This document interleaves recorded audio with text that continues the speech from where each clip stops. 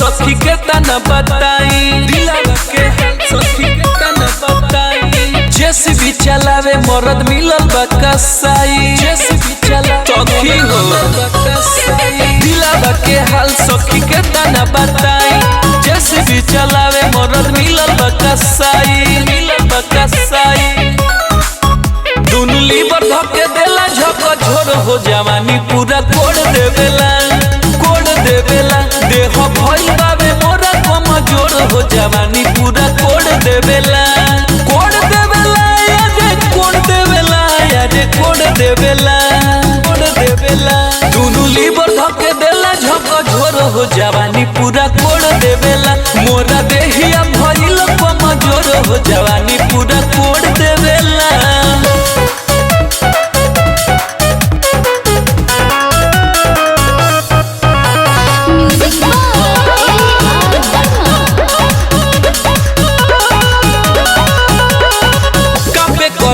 जब गहिर करे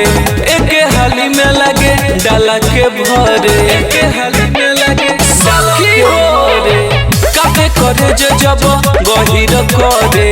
एके हाली में लगे डाला के भरे ओकरा आगे हाथ देनी हम जोड़ हो जवानी पूरा कोड़ देवेला मोरा देहिया भइल कमजोर हो जवानी पूरा कोड़ देवेला।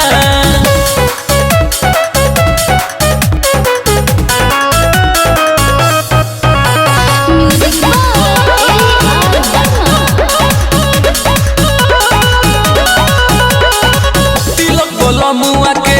करी माना हरन बजावे के हवे दीवाना हरन बजावे के हवे दीवाना तिलक बोला मुआ के करी माना